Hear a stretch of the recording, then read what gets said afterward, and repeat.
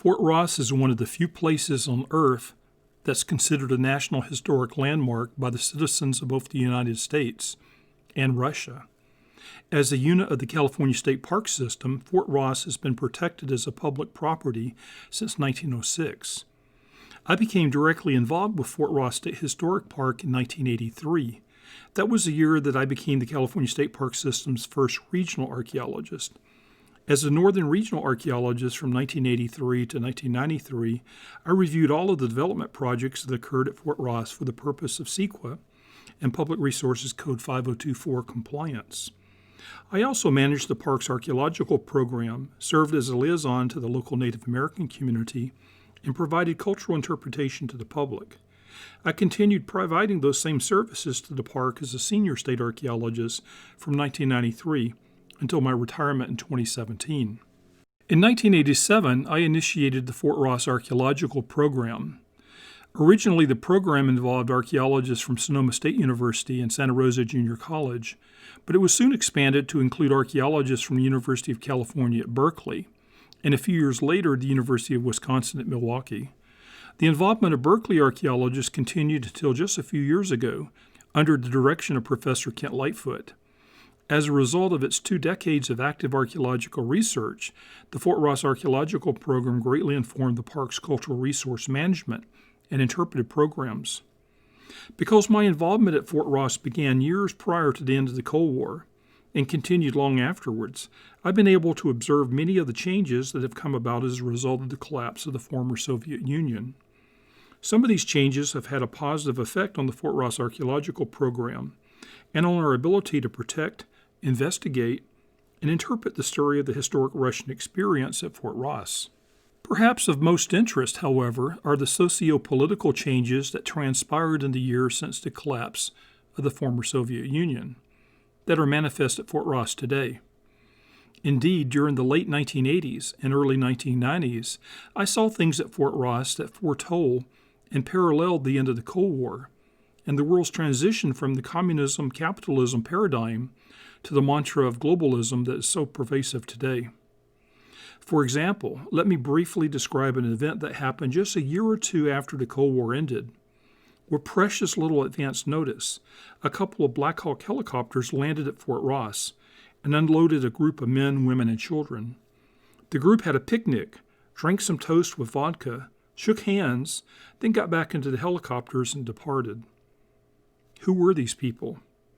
They were former military officers, their families, and their junior executive officers. The 2 senior officers among the group, one Russian and one American, had once headed the American and Soviet air forces. They were the men who, if given the order from the Pentagon or the Kremlin, would have unleashed the ICBMs and long-range bombers. These men spent the final years of their careers balanced on the tightrope of war and peace. Following the collapse of the former Soviet Union, they had arranged a meeting at Fort Ross in order to drink a toast to peace. The press never heard about this gathering. The old warriors came and went with only a few local police officers, park rangers, and fishermen even knowing they were there. There are many other such stories from Fort Ross. My all-time favorite, and the focus of most of this discussion, concerns an incident that occurred at the park in 1989. On a pleasant summer day, an incredible man came to visit Fort Ross. He was Father Veniaminov, a lowly Russian monk who President Gorbachev had personally permitted to visit California and Alaska. Father Veniaminov was an elderly white-haired man who resembled an antique rendition of St. Nicholas, or rather Father Christmas. The good father had served for much of his life as a surgeon in the Soviet Merchant Marine, from which he had recently retired. In earlier times, Veniaminov had sailed along the west coast of the United States. Veniaminov was accompanied in his visit to Fort Ross by the Russian Orthodox Church's highest-ranking official in North America, Metropolitan Theodosius from Philadelphia. A third priest served as the translator. Veniaminov, a lowly monk, got the VIP treatment in America because of who he was, or rather, who he was related to. His great-great-great-grandfather was Father Veniaminov, the man known as St. Innocent of Alaska. St. Innocent is remembered as having brought Christianity to Alaska. In 1836, Vienna visited Fort Ross and spent several weeks there performing marriages and attending to the settlement's spiritual needs. He was the only Russian Orthodox priest to ever see Fort Ross during the Russian occupation of 1812 to 1841. After leaving the Soviet Merchant Marine and becoming a monk, Father Veniaminoff requested permission to visit Alaska and California in order to retrace the footsteps of his famous ancestor. The request made it all the way to Gorbachev himself. The monk's request was approved. Father Veniaminoff's visit to Fort Ross occurred one day in summer, and it was a truly remarkable visit. In previous years, I had occasionally been asked to help host a visit of Russian dignitaries to the park. Such visitors typically came in groups of 3, and I always assumed that one of the 3 was a government handler, someone detailed to keep watch on the others. Sometimes I played a game with myself that I called Guess the KGB Agent. The earlier visitors rarely smiled, and they often seemed quite reserved. With Father Veniaminoff's visit, however, I could sense something had changed. It was clear that there was no political handler in this group, and the good father smiled throughout his visit, and he was extremely jovial. That's why he reminded me of St. Nick. Several American journalists came to Fort Ross to interview Father Veniaminoff, and the park staff arranged for the interview to be held in one of the rooms in the reconstructed officials' quarters. It was in the same building that important dignitaries visiting Fort Ross were housed during the earlier Russian times. Father Veniaminoff and his 2 companions sat on one side of a long wooden table, with the journalists on the other side. Those of us who were fortunate enough to be spectators crowded into the room. We all sat spellbound as the 3-hour-long interview unfolded. It was joyous and prophetic, and it brought the room to tears. But these were tears of joy as much as they were tears of sadness. Sadness for the past, joy for the future. Listening to this monk talk was life-changing for me. He was a harbinger of things to come. Father Veniaminoff spoke of his dream to come to America and to retrace his grandfather's historic footsteps. He also spoke of a person's right to go where he wished and of the right to be free. It was clear that something was up in the Soviet Union. Within months, the world was transformed. The Berlin Wall came tumbling down, and the Soviet Union began its quick collapse. To this day, I'm convinced that some kind of magic occurred that day at Fort Ross, in that tear-filled room, as the lowly monk spoke to us about freedom and the rights of people to be free. Indeed, Father Veniaminoff's words were a clarion call to what was about to come. In the years that followed, there were many changes. Soon after Father Veniaminoff's visit, other Russians began to appear at Fort Ross. There were just a few of them at first, but then the visitors began to come in larger and larger groups. Within a few years, entire busloads of recent Russian immigrants from San Francisco began appearing at the park. Today, the park is an important destination for tourists from Russia, too.